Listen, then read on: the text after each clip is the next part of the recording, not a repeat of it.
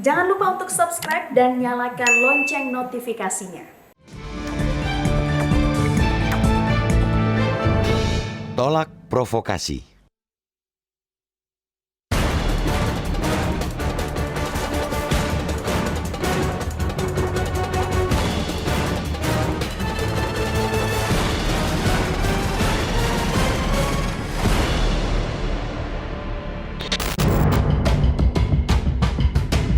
Pemerintah dan semesta rakyat mestinya bersatu padu melawan COVID-19. Akan tetapi, masih ada saja kaum oportunis yang berusaha menghasut rakyat dan mengobarkan ketidakpercayaan kepada pemerintah. Pemerintah dengan segala kelebihan dan kekurangannya telah mengerahkan segala daya dan upaya untuk menangani COVID-19.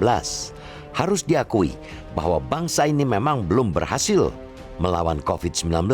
Begitu juga bangsa-bangsa lainnya belum ada yang sepenuhnya menang melawan COVID-19. Amat disayangkan, masih ada saja pihak-pihak yang sengaja memutarbalikkan fakta. Mereka menunggangi situasi pandemi COVID-19 dan kesulitan ekonomi untuk memprovokasi rakyat. Fenomena mengobarkan ketidakpercayaan kepada pemerintah makin heboh di media sosial yang membuat Wakil Presiden Ma'ruf Amin turut risau. Ia pun mengajak para ulama turut mengambil peran dalam mencegah upaya-upaya provokasi di tengah masyarakat ini. Wapres yang sekaligus Ketua Dewan Pertimbangan Majelis Ulama Indonesia atau MUI ketika memberikan sambutan dalam Milad ke-46 MUI kemarin meminta seluruh ulama MUI pusat dan daerah tidak membiarkan ada ketidakpercayaan di masyarakat kepada pemerintah dalam penanganan pandemi COVID-19. Sukses tidaknya penanganan COVID-19 di suatu negara memang sangat ditentukan oleh kepercayaan warga negara kepada pemerintah. Sejauh ini, kepercayaan rakyat kepada pemerintah masih besar, namun di media sosial selalu muncul ajakan-ajakan agar rakyat tidak mempercayai pemerintah. Terus terang, tantangan penanganan pandemi justru muncul dari faktor eksternal yang bersikap oposan terhadap setiap kebijakan pemerintah. Teranyar ialah viralnya ajakan demonstrasi di media sosial pada 24 Juli meski senyap di dunia nyata. Patut diapresiasi bahwa rakyat kukuh bersikap rasional di tengah pandemi COVID-19. Malah rakyat di lapisan terbawah bergotong royong, membantu sesama. Mereka sama sekali tidak tergiur ajakan pihak-pihak yang belum move on secara politik. Eloknya, pemerintah bersama tokoh agama tidak boleh lelah mengajak masyarakat berpartisipasi. Butuh partisipasi semesta rakyat untuk melawan COVID-19. Abaikan saja ajakan-ajakan dari pihak yang tidak mampu menahan syahwat berkuasa. Koreksi pada pemerintah dengan modus politik licik malah bikin COVID-19 tambah subur dan menambah penderitaan rakyat. Memang, upaya pemerintah dalam menangani pandemi masih jauh dari sempurna. Penerapan PPKM darurat yang kemudian ganti istilah menjadi PPKM level 1 sampai 4 menambah dalam tekanan di sektor informal kendati bantalan sosial sudah disiapkan. Namun, itulah tindakan yang harus diambil pemerintah untuk menghambat penularan COVID-19. Keselamatan dan kesehatan masyarakat menjadi hukum tertinggi yang harus dipilih dalam kondisi pandemi seperti saat ini. Dalam situasi pandemi, dibutuhkan kepiawaian maksimal pemerintah untuk mengorkestrasi kepentingan kesehatan dan perekonomian. Andai semesta rakyat bersatu padu mengikuti protokol kesehatan, niscaya bangsa ini menang melawan COVID-19. Menang melawat pandemi COVID-19 juga membutuhkan kemampuan merawat kewarasan. Daripada mengobarkan distrust kepada pemerintah, jauh lebih mulia membantu korban COVID-19, mengajak masyarakat mengikuti vaksinasi dan mematuhi protokol kesehatan. Jauh lebih waras lagi jika turut serta mengawasi secara langsung penyaluran bantuan sosial agar tepat sasaran dan tepat manfaat.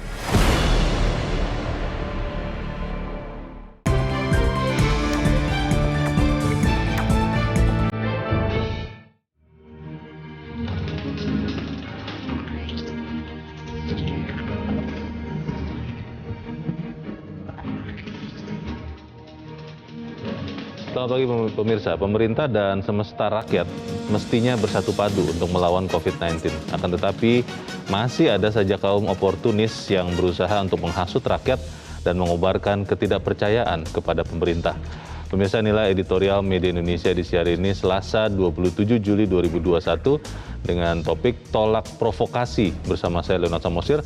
Dan kami juga mengundang Anda untuk berpartisipasi nanti melalui sambungan telepon di 021 583 99 100. Dan pemirsa, pagi ini telah hadir di Studio Metro TV anggota Dewan Redaksi Media Group Elman Saragih. Bang Elman, selamat pagi. Pagi, Bang Leo. Sehat-sehat, Bang? Sehat. Masih tetap pakai masker? Masih harus. Protokol kesehatan jalan terus? Harus jalan. Karena kita masih melawan COVID ya? Kita melawan COVID. Masih melawan COVID kita, Bang? Kita mau selamat. Oke, saya bertanya kita masih melawan COVID atau tidak karena rupanya hari-hari belakangan sudah mulai ada yang konon kelihatannya mulai memainkan sisi politis dari COVID. Itu akan kita bahas, tapi kita lihat dulu pemirsa, ada beberapa berita yang menjadi perhatian media Indonesia untuk pagi ini. Yang pertama ini luar biasa nih Bang Elman. Saya baru kali ini melihat ada orang Indonesia Bang membantu dengan nilai yang fantastis Bang. 2 triliun. Pengusaha asal Aceh sumbang 2 triliun rupiah ke Sumatera Selatan. Wah, ini bagaimana Bang? Jadi memang di tengah kesunyian Iya. bantuan dari para konglomerat, para orang kaya kan, untuk membantu orang miskin, tiba-tiba muncul pengusaha yang bernama almarhum Akidi Tio. Pengusaha yang berasal dari Aceh. Menyumbang untuk COVID pandemi 2 triliun, bukan 200 juta loh ya. 2 triliun. Jadi kalau 2 triliun. Dahsyat ya? Dahsyat ini. Menurut saya ini yang harus ditiru oleh para konglomerat yang lain. Jangan sembunyi. Ini juga yang harus dicontoh oleh para oportunis. Bukan malah membuli pemerintah. Ya kan? Ini tidak ngomong, tidak bicara, teng 2 triliun. Itu bukan politisi ya Bang ya? Ini bukan politisi, pengusaha biasa. Bukan mau cari pencitraan begitu tidak ini ya? nggak pernah kita dengar namanya seperti konglomerat yang tiap hari di koran, tiap hari di televisi. Ini nggak pernah muncul nih. 2 triliun cash. Bukan utang loh ini.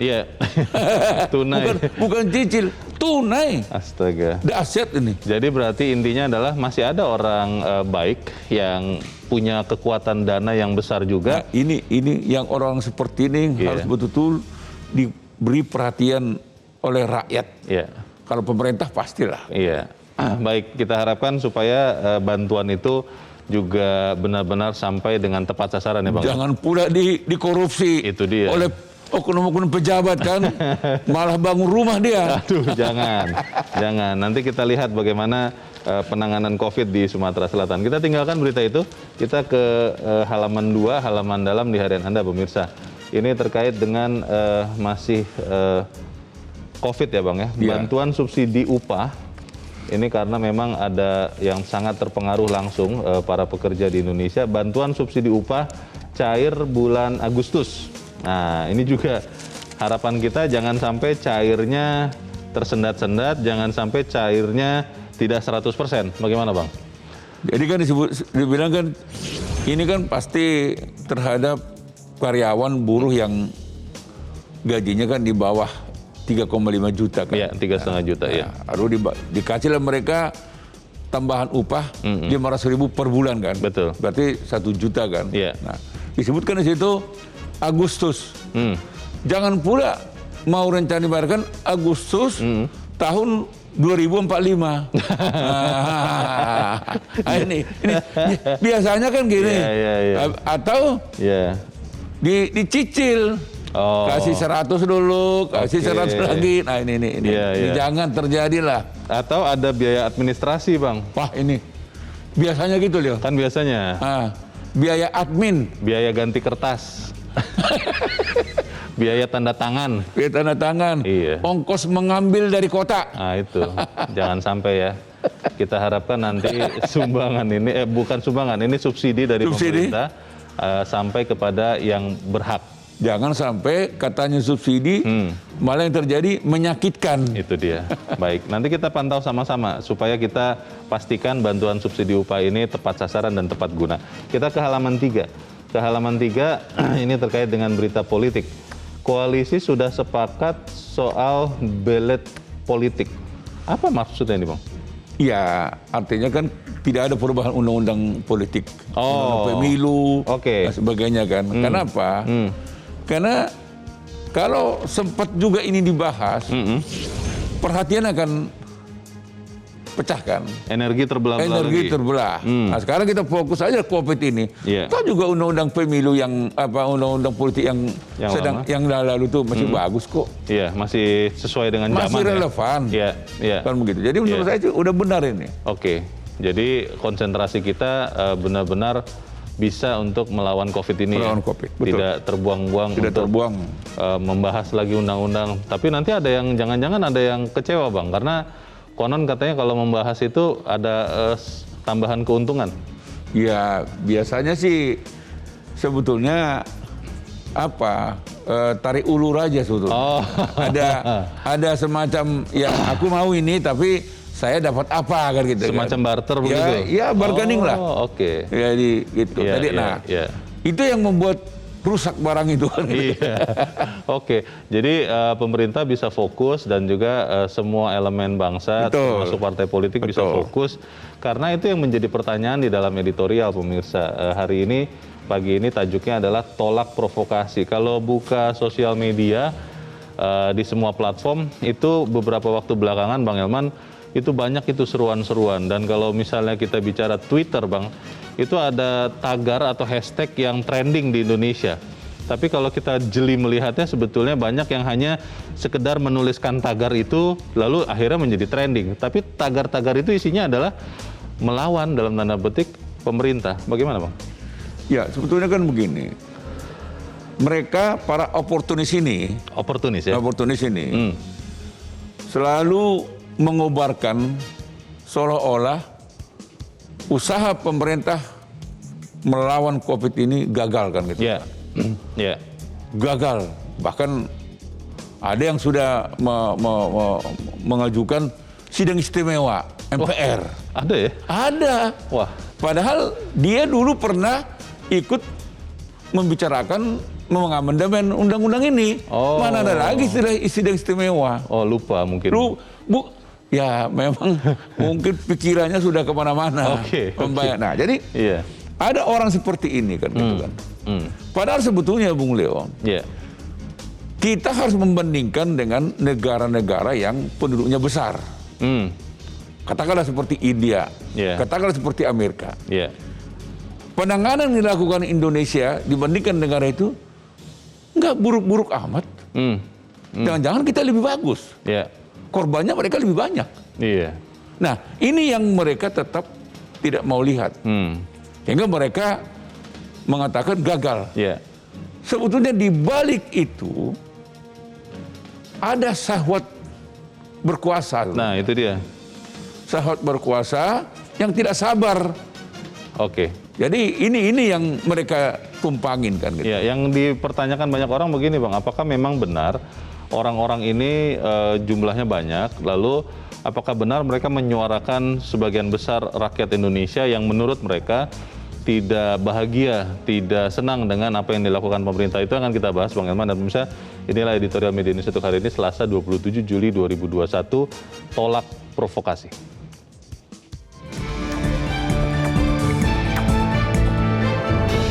Tolak provokasi.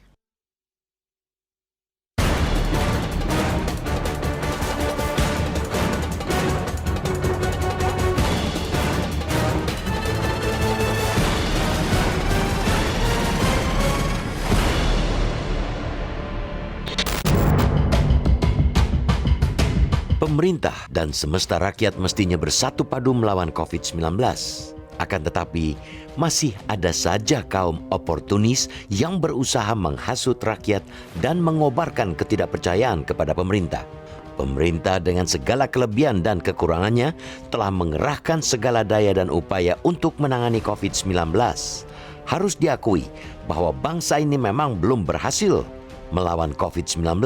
Begitu juga bangsa-bangsa lainnya belum ada yang sepenuhnya menang melawan COVID-19. Amat disayangkan, masih ada saja pihak-pihak yang sengaja memutarbalikkan fakta.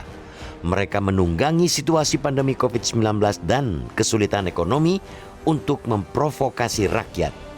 Fenomena mengobarkan ketidakpercayaan kepada pemerintah makin heboh di media sosial yang membuat Wakil Presiden Ma'ruf Amin turut risau.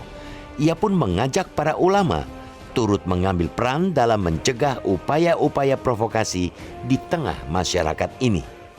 Wapres yang sekaligus Ketua Dewan Pertimbangan Majelis Ulama Indonesia atau MUI ketika memberikan sambutan dalam Milad ke-46 MUI kemarin meminta seluruh ulama MUI pusat dan daerah tidak membiarkan ada ketidakpercayaan di masyarakat kepada pemerintah dalam penanganan pandemi COVID-19. Sukses tidaknya penanganan COVID-19 di suatu negara memang sangat ditentukan oleh kepercayaan warga negara kepada pemerintah. Sejauh ini, kepercayaan rakyat kepada pemerintah masih besar. Namun di media sosial selalu muncul ajakan-ajakan agar rakyat tidak mempercayai pemerintah. Terus terang, tantangan penanganan pandemi justru muncul dari faktor eksternal yang bersikap oposan terhadap setiap kebijakan pemerintah. Teranyar ialah viralnya ajakan demonstrasi di media sosial pada 24 Juli meski senyap di dunia nyata. Patut diapresiasi bahwa rakyat kukuh bersikap rasional di tengah pandemi COVID-19. Malah rakyat di lapisan terbawah bergotong royong, membantu sesama. Mereka sama sekali tidak tergiur ajakan pihak-pihak yang belum move on secara politik. Eloknya, pemerintah bersama tokoh agama tidak boleh lelah mengajak masyarakat berpartisipasi. Butuh partisipasi semesta rakyat untuk melawan COVID-19. Abaikan saja ajakan-ajakan dari pihak yang tidak mampu menahan syahwat berkuasa. Koreksi pada pemerintah dengan modus politik licik malah bikin COVID-19 tambah subur dan menambah penderitaan rakyat. Memang, upaya pemerintah dalam menangani pandemi masih jauh dari sempurna. Penerapan PPKM darurat yang kemudian ganti istilah menjadi PPKM level 1 sampai 4 menambah dalam tekanan di sektor informal kendati bantalan sosial sudah disiapkan. Namun, itulah tindakan yang harus diambil pemerintah untuk menghambat penularan COVID-19. Keselamatan dan kesehatan masyarakat menjadi hukum tertinggi yang harus dipilih dalam kondisi pandemi seperti saat ini. Dalam situasi pandemi, dibutuhkan kepiawaian maksimal pemerintah untuk mengorkestrasi kepentingan kesehatan dan perekonomian. Andai semesta rakyat bersatu padu mengikuti protokol kesehatan, niscaya bangsa ini menang melawan COVID-19. Menang melawat pandemi COVID-19 juga membutuhkan kemampuan merawat kewarasan. Daripada mengobarkan distrust kepada pemerintah, jauh lebih mulia membantu korban COVID-19, mengajak masyarakat mengikuti vaksinasi dan mematuhi protokol kesehatan. Jauh lebih waras lagi jika turut serta mengawasi secara langsung penyaluran bantuan sosial agar tepat sasaran dan tepat manfaat.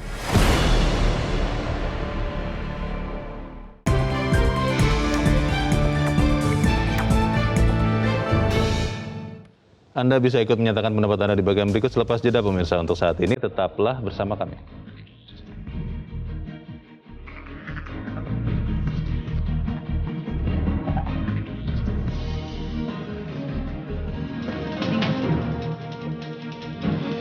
Terima kasih pemirsa, Anda masih bersama kami. Bang Elman, kita mau coba bertanya dulu Bang sebelum kita berdiskusi. Kita sudah terhubung dengan lewat saluran telepon dengan Wakil Ketua Komisi 3 DPR RI, Ahmad Sahroni. Bang Sahroni, selamat pagi. Selamat pagi. Ya, Bang Sahroni, hari ini editorial membahas bagaimana kita bersikap tolak provokasi. Kalau melihat yang terjadi belakangan, ada lewat media sosial, termasuk terakhir ada ajakan untuk demo 24 Juli yang lalu, tapi ternyata tidak. Itu kelihatannya apakah memang sudah mulai ada riak-riak politik lagi, padahal ini tahun 2021, kalau 2024 masih 3 tahun lagi, kita masih di tengah pandemi, atau seperti apa penglihatan Bang Saroni?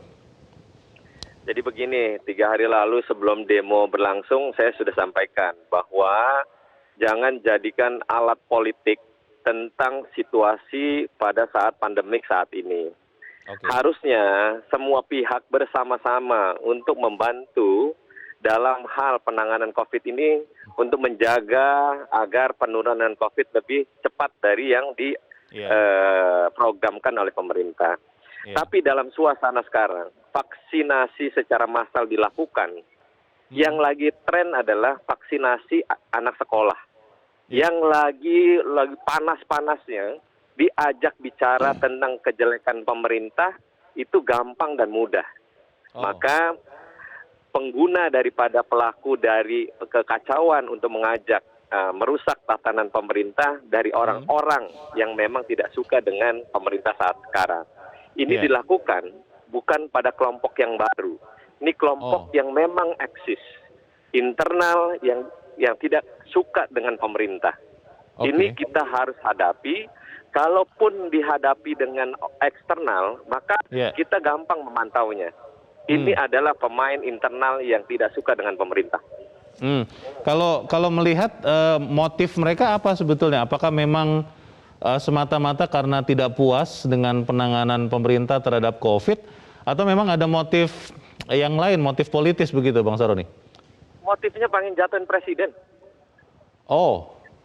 Sampai begitu ya? Motifnya pengen jatuhin presiden, dianggap presiden tidak mampu melaksanakan tugas sebagai pimpinan negara dalam suasana COVID ini. Padahal di dunia manapun, semua dalam keadaan yang lagi dalam keadaan luar biasa. Menangani dengan sepenuh tenaga dan jangan dijadikan alat politik. Ada yang menyoroti soal komunikasi kemudian strategi pemerintah yang dianggap selalu berubah-ubah, Bang Saroni. Misalnya pemberlakuan pengetatan sempat disebut PSBB, kemudian ada PPKM darurat, sekarang PPKM level 4. Lalu soal komunikasi ataupun contoh yang dilakukan beberapa pejabat pemerintah yang kadang-kadang atau bahkan cukup sering itu tidak sejalan, itu yang disoroti Bang Saroni. Bagaimana, Bang? Ya, wajar saja karena pemerintah ini kan bukan superpower yang luar biasa dan bukan Tuhan yang sebenarnya. Pemerintah dalam hal ini menjalankan dengan skenario yang ada kan melihat perkembangan. Baru perkembangan sekarang dengan kondisi yang berjalan di lapangan ternyata berbeda. Maka dirubahlah skenarionya. Walaupun pemerintah dalam hal ini tidak fix memberikan aturan yang tepat kepada masyarakat. Kita pahami. Dalam kondisi yang sekarang, Pak Presiden terutama dengan para menterinya mungkin juga kepanikan dengan situasi yang kondisi mungkin dalam tahapan yang tidak terkontrol. Kita pahamin bahwa kita semua dalam kondisi miris dengan sesuatu yang kita pengen masyarakat harus berpacu untuk melawan COVID ini. Terakhir Bang Saroni, kalau melihat jumlah, melihat pengaruh dari orang-orang yang ingin atau memprovokasi untuk berdemo ini, kita patut khawatir atau belum, Bang Saroni?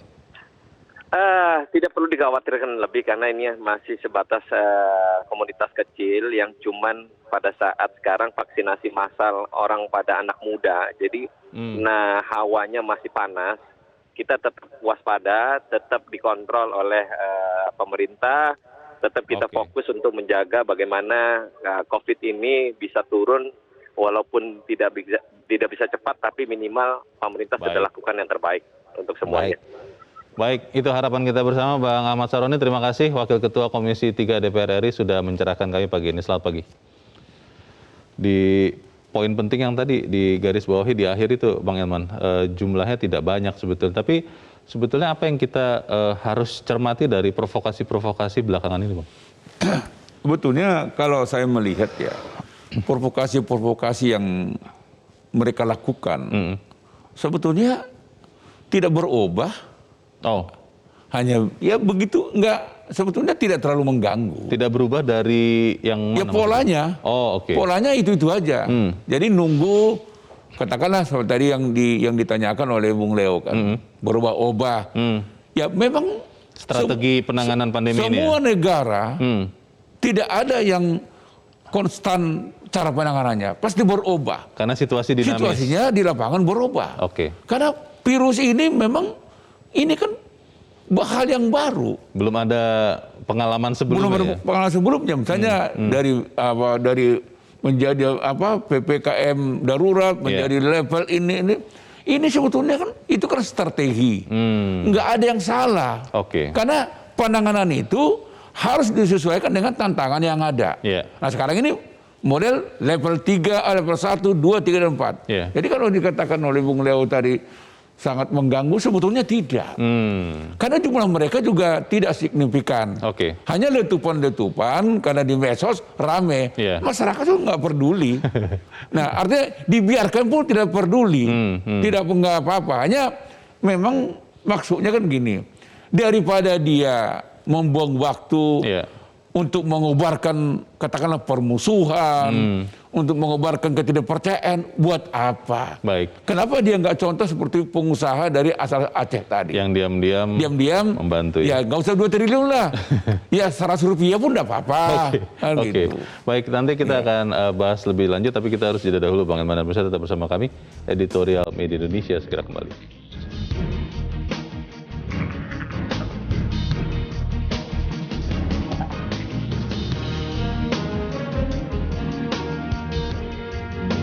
Terima kasih pemirsa, Anda masih bersama kami di Editorial Media Indonesia, dan kita akan bertanya Bang Elman kepada para pemirsa kita bagaimana melihat provokasi yang terjadi ini. Kita sudah terhubung dengan pemirsa Metro TV di Curup, Bengkulu, ada Pak Edward. Pak Edward, selamat pagi Pak. Selamat pagi Bung Helman. Selamat pagi, silakan Pak Edward, pendapat Anda Pak. Yang pertama yang perlu harus kita jadikan atensi adalah pemerintah sudah bekerja dengan segala kemampuan. Walaupun dengan segala kekurangannya, dengan ketidaksempurnaannya, tetapi usaha pemerintah maksimal sudah mengatasi COVID.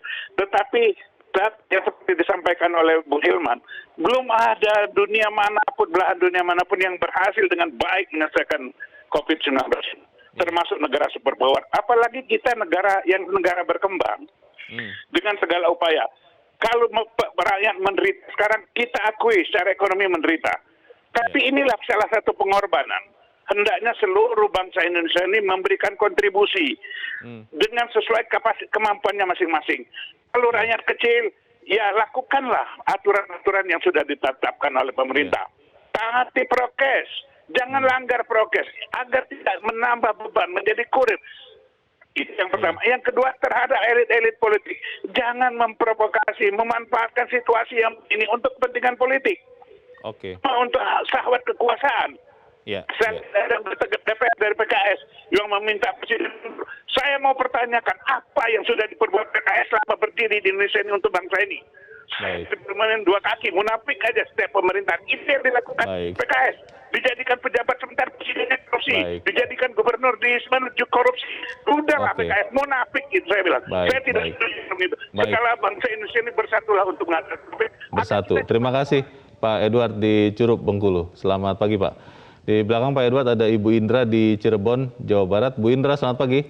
Selamat pagi Bung Leonard Samosir dan Bung Elman Saragih. Assalamualaikum warahmatullahi wabarakatuh. Waalaikumsalam warahmatullahi wabarakatuh. Silakan Bu Indra, pendapat Ibu bagaimana? Kita semua sudah menyadari bahwa kita akan berhasil kalau pemerintah dan masyarakat itu sabar, berpikir positif, jangan mengeluh, jangan berprasangka buruk, dan bersatu untuk tujuan yang sama, yaitu memerangi COVID. Nah, ini orang-orang, sedikit orang itu tadi yang dikatakan, hanya sedikit sebenarnya. Ada orang-orang yang selalu berprasangka buruk untuk kepentingan dirinya sendiri. Nah, pemerintah sudah menjalankan segala aspek kesehatan, ekonomi, politik, dan memang kalau dikatakan belum maksimal hasilnya memang. Nah sekarang tinggal aspek religius ini. Jadi aspek religius itu mengenai pribadinya sendiri, apakah dia bisa melakukan yang tadi seperti kan ada orang yang punya uang dengan uangnya, ada yang punya tenaga dengan tenaganya. Jadi mementingkan kepentingan orang lain itu daripada diri sendiri untuk aspek religius. Bung Leonard, tadi yang terakhir dibahas dalam editorial dikatakan bantuan sosial supaya sampai kepada itu.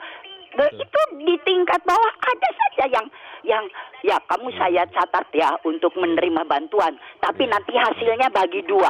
Nah begitu. Jadi ini sedikit orang ini yang oke lah, biarin aja, sepelekan.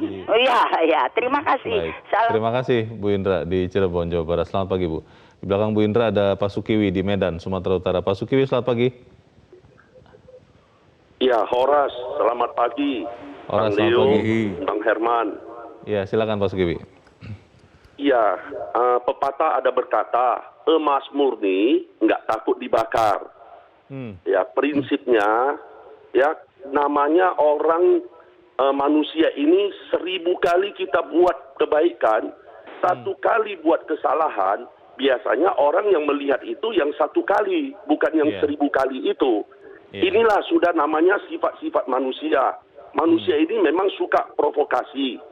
Jadi pemerintah nggak usah takut itu. Buat sebaik mungkin. Buat dengan sesungguh-sungguhnya. Hanya untuk kemakmuran, untuk kesejahteraan, dan untuk keadilan bagi rakyatnya. Karena ini negara demokrasi. Ya, demokrasi itu adalah dari rakyat untuk rakyat dan oleh rakyat. Rakyat, kalau pemerintah bekerja dengan sungguh-sungguh, rakyat pasti mendukung. Jadi nggak usah takut pemerintah, rakyat pasti mendukung. Kita sekarang sangat apresiasi dengan munculnya pengusaha yang mau menyumbang 2 triliun. Ini pengusaha dari etnis Tionghoa. Kita apresiasi, ini luar biasa.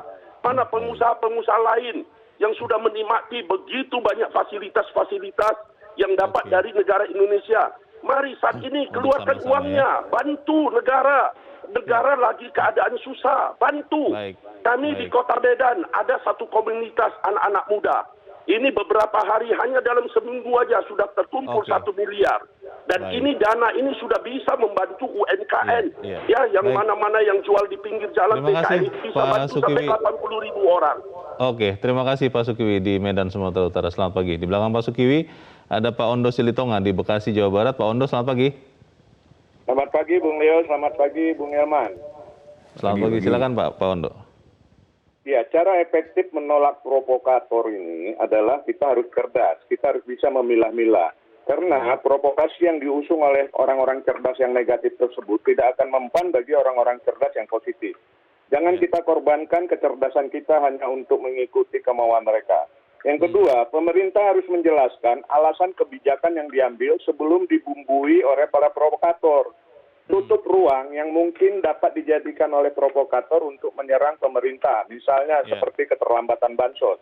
Yang ketiga, media mainstream juga harus ikut memerangi pandemi. Jangan beri ruang untuk orang-orang nyinyir berbicara di TV seperti yang di TV sebelah itu.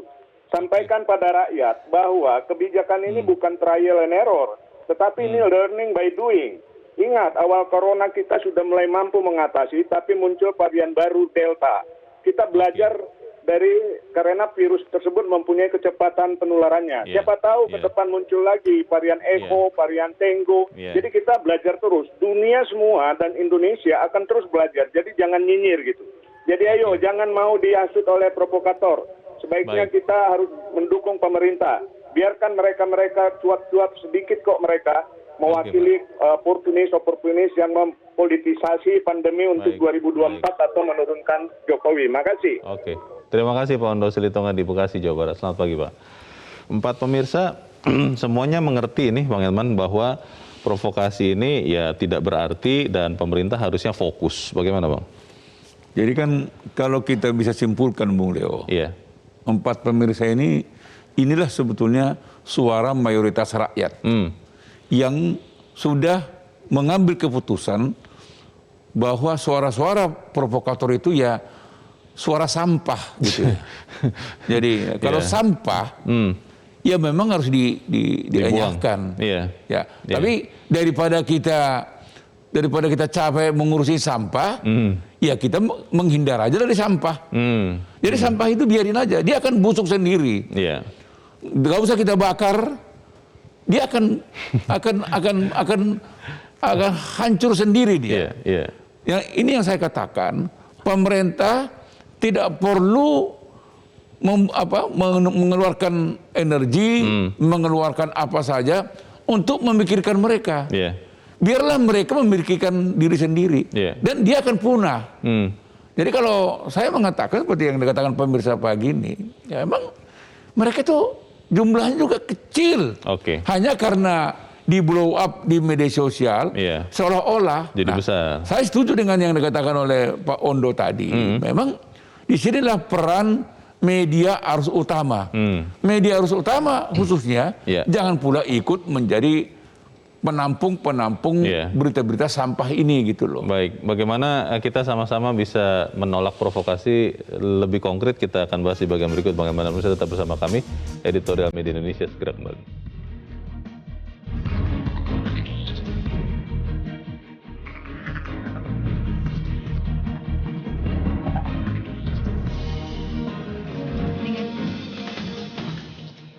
Terima kasih pemirsa, Anda masih bersama kami. Kita di bagian akhir dari diskusi kita pagi ini. Bang Elman, kalau bicara soal penanganan pandemi COVID-19, memang yang dikatakan Bang Elman dan para pemirsa tadi benar bahwa pemerintah juga harus berubah-ubah strategi karena perkembangan virusnya saja berubah-ubah begitu kan. Nah, tapi pertanyaannya begini Bang, bagaimana dengan protokol kesehatan? Kalau kita bicara memakai masker saja, sekarang itu mulai banyak yang tidak mau lagi pakai masker. Bukan tidak mampu Bang, tidak mau. Karena kalau penjual misalnya di pasar tradisional bilang, saya tahu sendiri, pengap, tidak bisa napas katanya begitu. Nah ini bagaimana Bang kita bisa memastikan kita bisa menang lawan pandemi kalau pakai masker saja masyarakat masih ada yang tidak mau Bang? Bagaimana Bang? Jadi kan gini, pertama kita harus simpulkan bahwa pemerintah, ya masyarakat tidak perlu mengkhawatirkan para provokator ini. Ini akan punah sendiri nih, karena nggak ada kekuatannya. Tapi berlaga ada kan gitu kan. Nah, ada pepatah anjing menggonggong kafilah berlalu. Nah, biarin saja menggonggong dia biarkan dia busuk sendiri. Yang kedua yang tentu yang saya mau katakan adalah tadi kan penanganannya berubah-berubah kan, sesuai dengan tantangan yang muncul kan. Tetapi protokol kesehatannya tidak boleh berubah.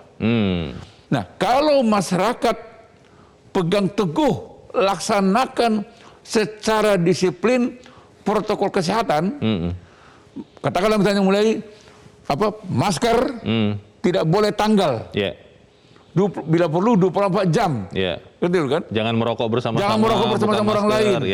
Jangan makan bersama-sama orang lain. Kalau makan sendiri, bergantian ya. Bergantian supaya tidak ada penularan dan ditularkan. Nah, cuci tangan, jaga jarak, kan begitu. Hindari kerumunan. Nah, kalau ini dipegang teguh oleh masyarakat, kita tidak perlu mengkhawatirkan kekurangan obat. Kita tidak perlu mengkhawatirkan kekurangan oksigen, karena kita akan selamat, Bung Leo. Yang membuat kita tidak selamat karena kita berubah-ubah. Kita bilang, seperti katakan Leo tadi kan, pengap. Siapapun tahu pakai masker pengap. Itu pengorbanan yang harus dilakukan ya. Mau mati atau mau pengap. Nah kalau mau mati buka masker.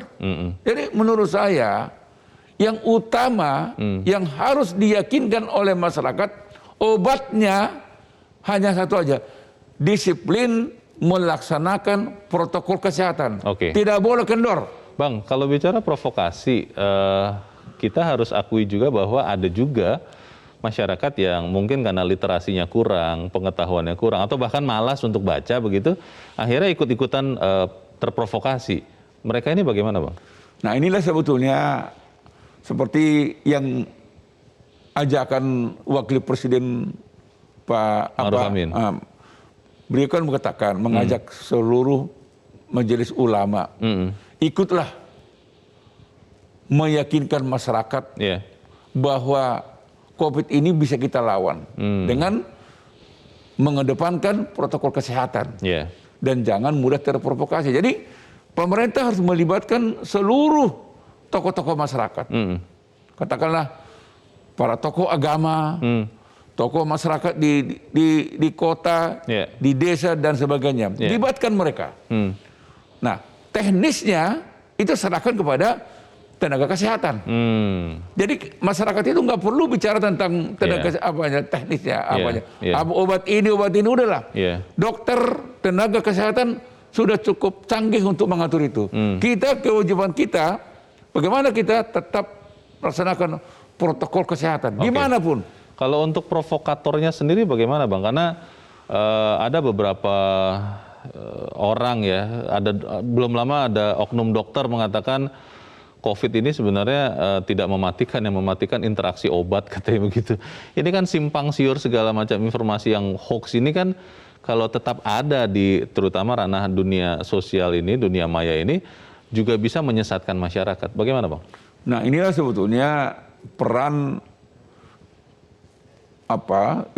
Kementerian komunikasi itu ya. Jadi misalnya situs-situs mereka ini bunuh aja, di take down saja, karena akan membahayakan kan.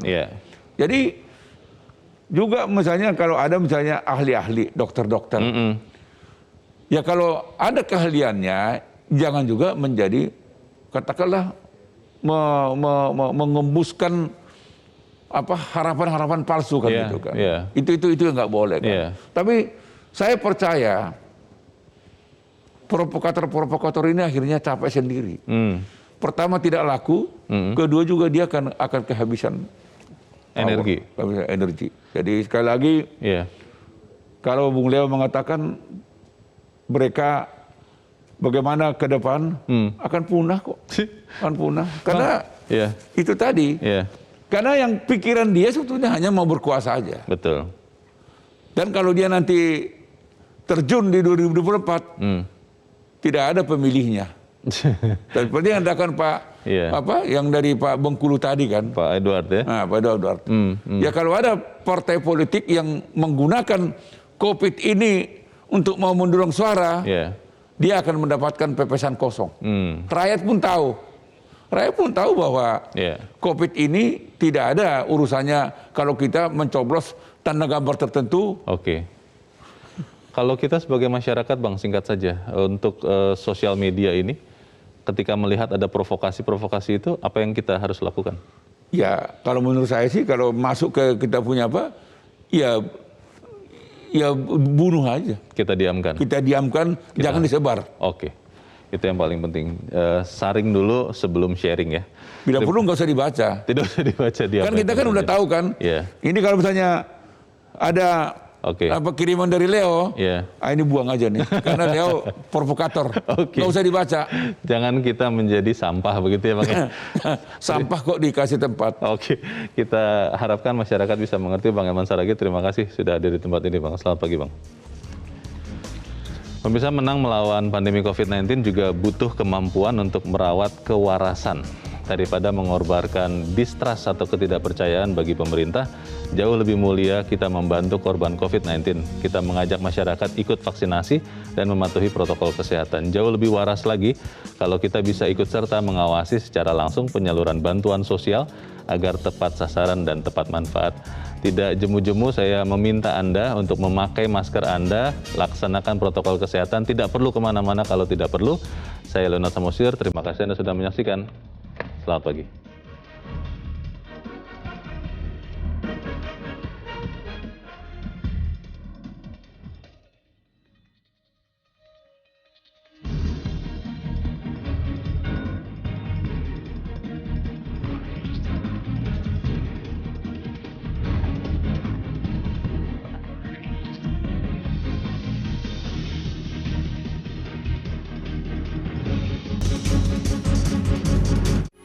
Metro TV